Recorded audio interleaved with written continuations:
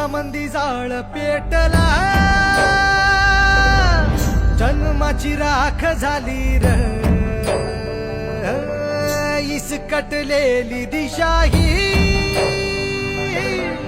धुरामंदी वाट गेली र, चिन धुळी बाणी झालं नेलं वाऱ्यानं उडून, अवकाळी वादळात जीवन पेटून गेलं. आता तरी बघ